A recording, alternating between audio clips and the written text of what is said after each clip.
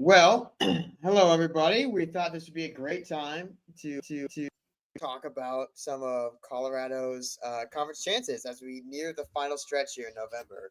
By we, I mean the Ralphie report, of course. I'm Jack Barsh. I've been over there for a while. Joining me is Ryland, What's our up? intrepid rider this year, who's been on many of these road games and CU keeps winning. Um, so CU currently is tied for first in the Big 12 conference in their first year back as a full-time member of the Big 12. What does that mean? That means that if CU wins the next two games, they are in the conference championship, bar none. As a quick recap of how CU got here, CU has two losses on the year. They are 8-2 right now, heading into week. What is that? Oh boy, week 13, I think. I think 14 this week, technically, because Okay, the 2 bye weeks. that's right. Yeah. They lost, of course, that big game against Nebraska at Nebraska in week 2, and then they lost again to Kansas State at home by 3 near the beginning of the conference schedule. So that leaves CU with one loss in conference, and they've run the table the rest of the way. They defeated Baylor, they defeated Central Florida, and then they went back on the road again after that Kansas State loss, and they beat Arizona. They defeated Texas Tech, and then they just defeated. Oh my God, they just defeated Utah at home as well, giving them a 6-1 record in conference play as we head into these final 2 weeks. Who is CU going to play if they do win out in the Big 12 championship? This has been a up and down conference this year. Just as a quick reminder, Utah was the preseason projected winner of the conference with Arizona and Kansas right behind them. Right now, Kansas is second to last in the conference and is CU's next opponent. Arizona is 2-5 in conference as well, and down there at the bottom. And then Utah is also second to last at 1-6 in conference here too. Um, Currently in second in the conference is Arizona State. Arizona State is coming off of a massive win against Kansas State, where they put up 24 points against a team that CU did lose against, and that puts Arizona State on a trajectory to also control their own destiny going into the playoff. So currently, Colorado and Arizona State are 1-2 in the conference, and they both control their own destiny. Also tied for first/second right now is BYU, who just picked up their first conference loss of the year. BYU just lost to Kansas at home at night in Provo, which puts them also at 6-1 with the Buffaloes. Moving forward, however, because they did lose to Kansas and because they play Arizona State next week, they're put in a precarious position. So, all of this to say, it's super messy. Colorado is currently tied for first in the Big 12 with BYU, and Arizona State is second and controls their own destiny to also join whoever it is in Dallas for the conference championship. Whew! A lot of that I just said it at once off the cuff. Ryland, any thoughts on the top of the Big 12 standings, where we sit now, and who you're most scared of? Yeah, it's been an interesting year for the Big 12. If you take the preseason media poll and basically turn it upside down, that's what the table looks like right now, which is pretty crazy. BYU, I think this was bound to happen at some point. If I was a betting man, I would have bet that it would have happened this week against Arizona State. But now, to me, it looks like if I had to make a guess, if we play in Dallas, we would be playing Arizona State, not BYU, which is new. That's kind of crazy to me. Arizona State being in this position is pretty crazy. Also, in their second year under a new head coach and Kenny Dillingham, they're years and years and years ahead of the schedule on that rebuild. So good for them down in Tempe. Who I'm scared of, Arizona State kind of scares me. Cam Scatterbo is horrifying. CU got a little taste of that last season, although they won.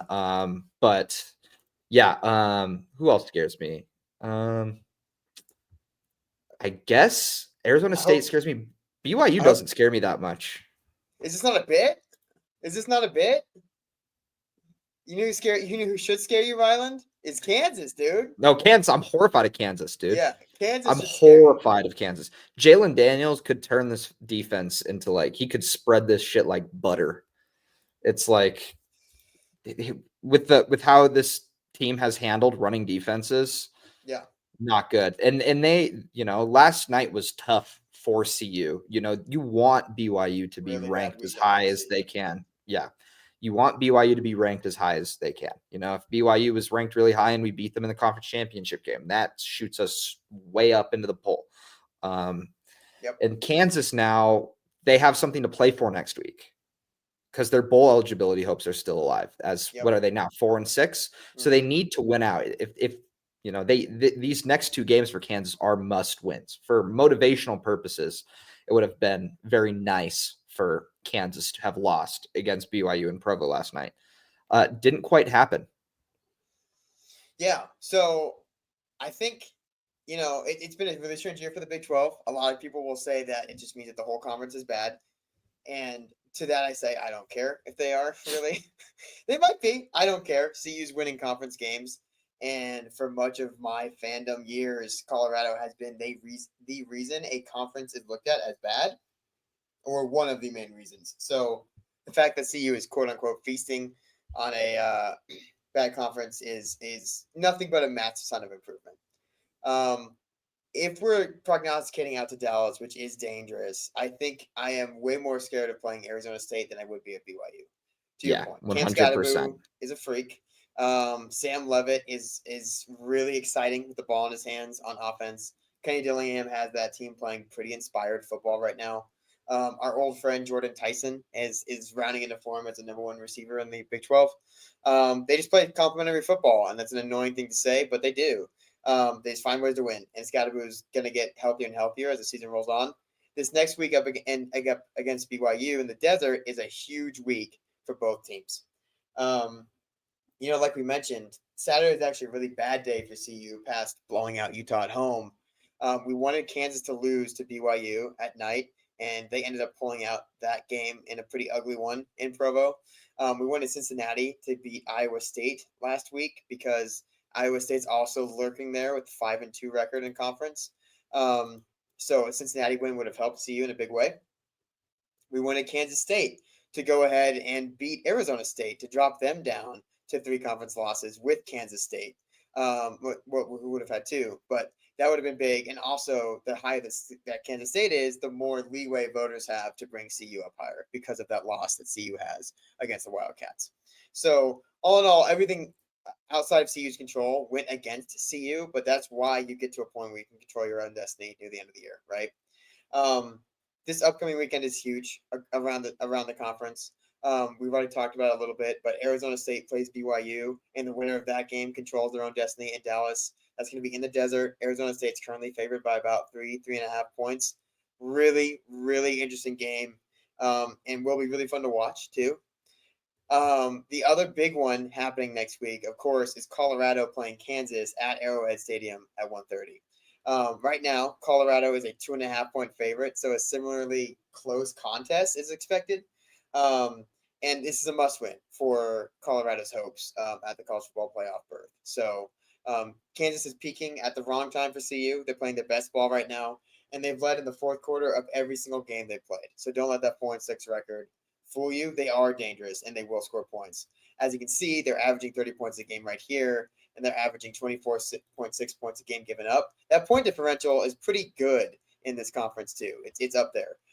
They just won a nail biter against BYU, and they're coming in playing for something like Ryland said. So pretty big games coming up in the Big 12. Something to keep in mind. Which ones are you going to be watching, Ryland? I'm for sure I'm going to have dual boxing. I'll be dual boxing the BYU Arizona State game and our game. They both kick off at 1:30. But to me, that's pretty much it. As far as things go, CU needs to just take care of business because we control our own destiny. I don't want to look too far into what's going on behind us until the time for that would maybe need to come, aka we lose to Kansas, which we very well might. It's just that game in Tempe is going to be a doozy. Like that's a playoff game essentially. Yeah, I think there's some other things to look at, and it's not going to be nearly as fun. But if we're just looking at knockoff effects, there are going to be some other big ones in the future that we care about. Baylor keeps winning very quietly. Yeah, Baylor. That was the best part of last week for CU. Was they smoked West Virginia, and Sawyer Robertson looked awesome. So, we want Baylor to look good. Yeah, exactly. You see them 4-3 right here, and they play Houston next week, so that should be another opportunity for a blowout. Baylor continuing to win and maybe even garnering some votes puts CU in a better strength of schedule conversation. So we do want Baylor to keep moving up if we're playing all these math games. Some other ones to keep in mind, Texas Tech is a very slight favorite in Stillwater down to Oklahoma State, who's winless in conference right now. We want that team to be as quit as possible the day after Thanksgiving when CU plays them in Folsom. So I would love Texas Tech to demolish them as well. Leave no hope. Another thing to look at too, Iowa State, 6-point favorites against Utah next week. Utah could do us a huge favor if they knock off Iowa State in Ames. I'm not betting on it at all. 6 points is a pretty big swing, and we just saw that offense. But if Utah wants to help out their Mountain brethren, an Iowa State team with 3 losses, let's Colorado get a little bit more of a cushion. And then finally, Kansas State has a get-right opportunity at home against Cincinnati, who has been greatly disappointing to me. I don't think that I expected them to be as much of a sieve on defense as they are right now. I expect them to make some. I expect that game to be a blowout for Kansas State's favor, leading up to a pretty big Farmageddon game in the last week of the year against Iowa State and Kansas State. Yeah, that Farmageddon game is going to be big. Everyone should be tuned into that, unless CU already locks that up the Friday before that. But yeah, gosh, what was I going to say? Yeah, I'm not expecting Utah to be able to do anything against Iowa State. I'm assuming that Isaac Wilson will be starting at quarterback again. And he has an insistence at throwing balls either 5 yards over his receivers' heads or at their feet. So not the hands, unless it's the tight end. The tight end is the only guy he can find. What is his name? Carson something. Well, Carson Ryan. That guy was. They have unlimited tight ends. Yeah. But yes, I don't think Isaac Wilson has a lot of juice, and he had a really good drive at the end of the game against CU. Let's see if that continues. But he also threw one of the worst picks I've ever seen. So if Utah can knock off Iowa State, that's a pretty big boon. All of this is secondary, though, right? To the 2 big ones that you mentioned. BYU Arizona State at 1:30, Colorado at Kansas at 1:30. Both of those essentially determine what's possible and what's not at the end of the year. CU can get pretty close to a lock. I think they actually can get a lock if they defeat Kansas this week and Arizona State loses this week. I think that does confirm them in the Big 12 championship game. So those 2 things happening, which are, about 50-50 shot of both of those things happening, CU's in. That's big. That's big. I would like a not stressful week on Black Friday, full of turkey and joy. Yes. But yeah, gosh, that Oklahoma State game, I don't want to look too far ahead to that, but yeah, that team's broken. Mike Gundy's probably going to lose his job. Like, I'm not too worried about that. Which is crazy. And we will have plenty of time to talk about that game ahead of time. We will. We season, but just for a quick Big 12 standings update, this is where CU lives right now, and it's great to be at the top of the conference with our BYU brethren. And it's pretty simple math from here on out, right? Winning, you're in always. But that BYU at Arizona State game's a big one. Yeah, just got to take care of business. Keep doing what you're doing. It's all that's important. Stay tuned as we preview Colorado's game against Kansas throughout the rest of the week for next Saturday. And we will talk about what happened again in the Conference of Almost Champions, the Big 12, as we continue to see the thrilling finish to this title race. The conference of Buckies and highways with nothing on them. All right. Take care, guys.